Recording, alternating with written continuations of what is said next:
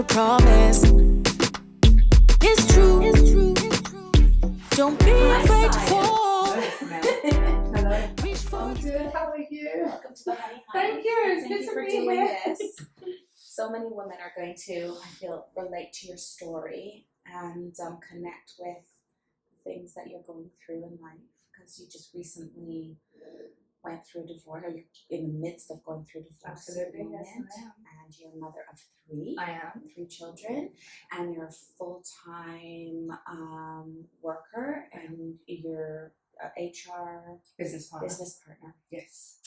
And so how's that all going for you in terms of just managing having 3 children and working a full-time job, doing it as a single parent? How do you manage? I just do.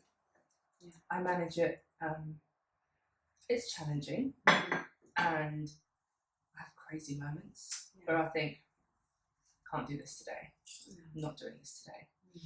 I'm also a taxi driver on the weekends, taking my children to all their clubs. So I'm sure many of you mums can relate to that. Yeah. But I pride myself on my children and what I'm able to give them, and the opportunities that I'm able to give them. But sometimes it's like, taxi drivers on strike this weekend. Yeah. There's no clubs. Mummy's not well. When do you find time for yourself? You don't? Not really. Yeah. Not really. When the children have gone to bed, I'll sit and watch some on TV.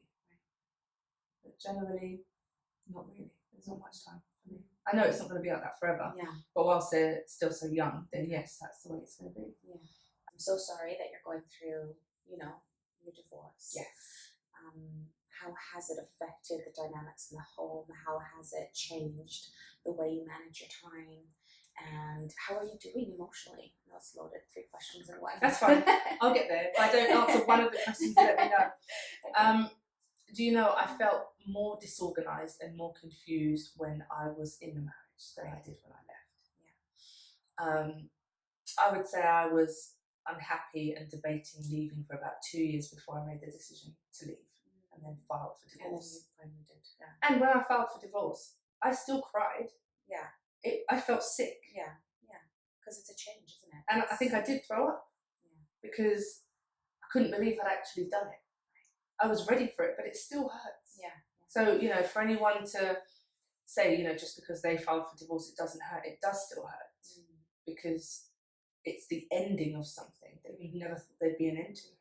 You still have to mourn, don't you? Absolutely. Go through that. Yes. But it's the process. And it's not always the process of divorce, it's the behaviours that come along with divorce that are difficult to deal with. Of course. Yeah. People are hurting, Yes. they're upset, and they do things that they normally would be maybe out of character. Yeah. Yeah. So that's what's difficult. But the most important thing in it is communicating with the children.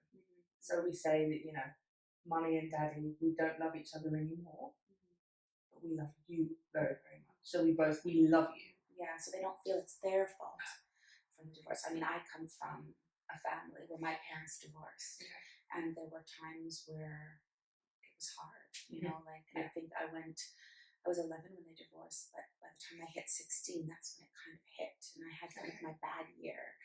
And I think a lot of it just stemmed from the changes in the house, my father not being really present in my life. He was there, but he wasn't, we weren't his priority. And, I didn't know how to express that to my mom. I didn't have anybody to talk to about it. So, of course, you lash out in different ways, right? Thank goodness that was short-lived. And I had a strong mother who dealt with, 3 children, single parent, worked 4 jobs, See? Yeah. So it's very much, and she's, it's not about her and that's about you, but there's so many similarities. And I feel like as women, we're able to take on so much more than we even know we can handle. But we, sometimes we feel like I can't take anymore, but Absolutely. We do, don't we? And you do it with such grace, I have to say. Like, I would never know that you were going through what you're going through right now? You know, I've told myself, I've always said, I'm a mum, but I don't necessarily want to look like one. I've said I'm going through a divorce, but I don't want to look like I'm going through a divorce. Like, if I'm honest, I want him to see me and think, wow, that didn't work, but look at her. Right. And I obviously it's important to feel good inside as it is outside, but I work on that as well. Right. A lot of self-reflection, a lot of mindfulness, a lot of just trying to be in control of what's going on up here, pushing to the side what you can't control and focusing on what you can control. And give us an example of that, like of how you might do some self-reflection. Do you go somewhere for that? Do you take, is it morning, night? Like, what's your routine in terms of finding that inner strength that you need? I honestly don't know where it comes from. I know that I go to the gym and I work out at home. Yeah. Also running. I love outdoor running. That, I call it my antidepressant. It just keeps your mind clear. And, I regularly talk about my window experience because I hadn't called a window cleaner for about 2 years. And he came and cleared the windows and I thought, that looks really clear. And then I thought, better clean the insides. So I cleaned the inside of the windows and I realised that how I felt in the marriage was when the windows were dirty. And I felt so much more relieved and could see so much clearer now that the windows were clear. I love that analogy. That's so great. And I called my daughter and I told her, did you see the windows before, how blurry they were? That's how I felt in that marriage. Look at them now. This is how I see my life. I can see my future now. I know where I'm going. And did she understand? Oh, she understood, yeah. She did roll her eyes like, come on, Mom. Yeah. Mom, this is so cheesy. Here she goes again. But I do, and I regularly, talk to the children about things like that. Making good decisions. Absolutely. And even with what they're going through, talk to your friends.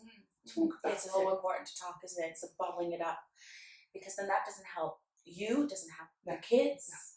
So let's kind of digress from that part, and let's just talk a bit about your career, sure, and what you do on a day-to-day basis in HR. Okay, sure.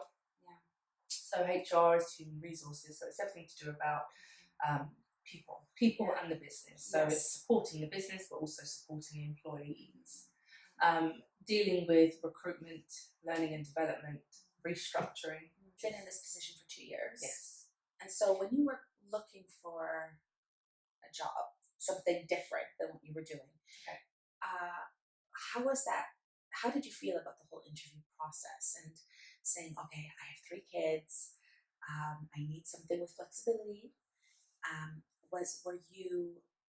Did you find fear in having to ask for those things that you needed in terms of being able to manage your time?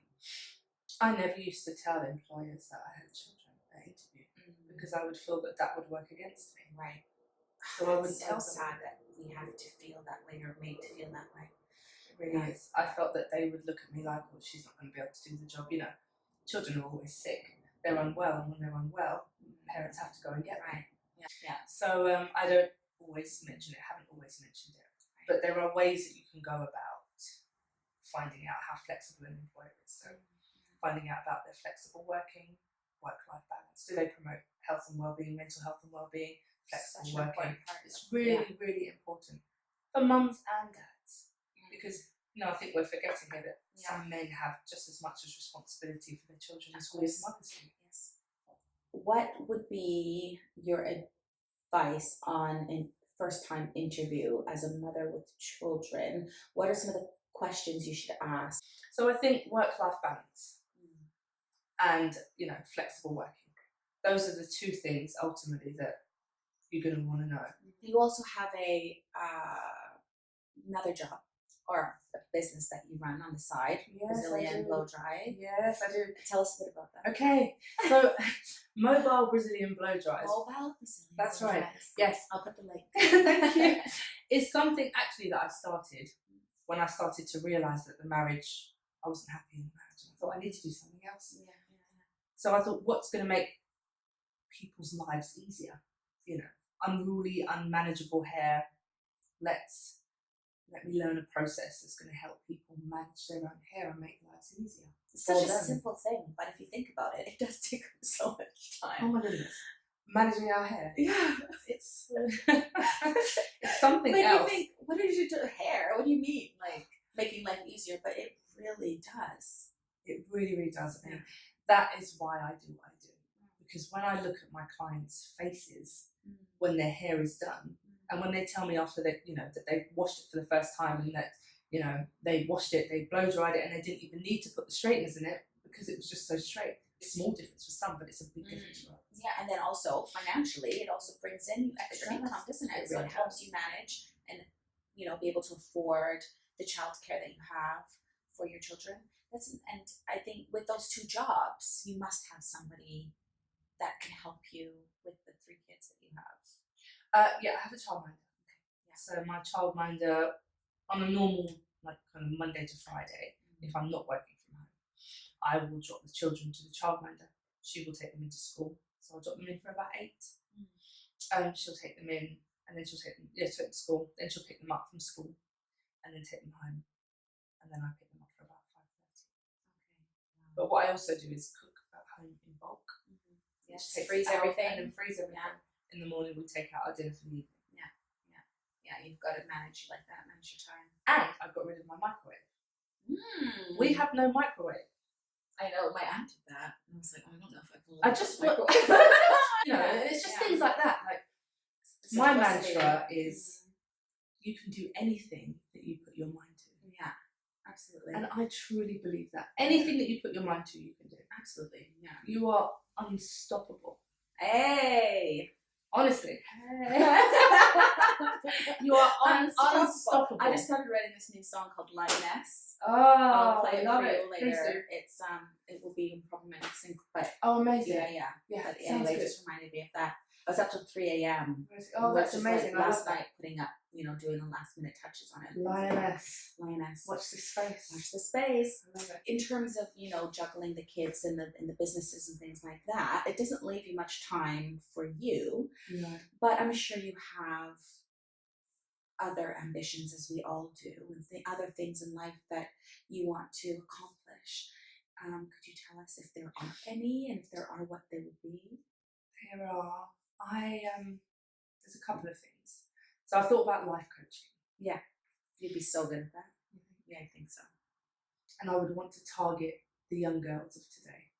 And I'll tell you why. Social media can be a positive influence, but it can also be very negative. And I think from a mental health perspective, I would want to target those young kind of under teenagers from like 10 upwards, and really get them to focus on their minds and their worth, and know what they're capable of. Like, the world is their oyster. There's so much out there.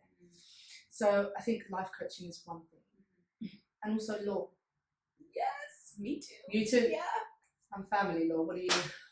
I would do Criminal law. Yeah. Well, I'd say to you, if you have any advice for our listeners or women out there who are struggling to manage it all, or a single parent, talking has helped me get to where I am. Not being ashamed of my decisions and where I am has helped me get to where I am. Don't be ashamed. You're so wise. Oh, and I'm the only one eating popcorn. Can you please eat popcorn? Before she pressed record, I had more than this. Just don't be ashamed and talk to people. That's great advice. Well, thank you so much, Sian, for telling your story and sharing. Happy to share. Yeah, I'm an open book, so even if anyone has questions. Yeah. Great. Please comment, and if you do have any questions, you can always DM right privately. Subscribe to the channel so that you can see up and coming interviews with other women, because everybody has their own story, and we can always find advice and a connection with everyone's journey, even if it's just a small bit of their journey that you connect with. I think that could change someone's life. So please tune in. Thank you so much for being here. Cuddle me. Oh, we love cuddles. I love cuddles. Stand up, stand up, stand up, break free.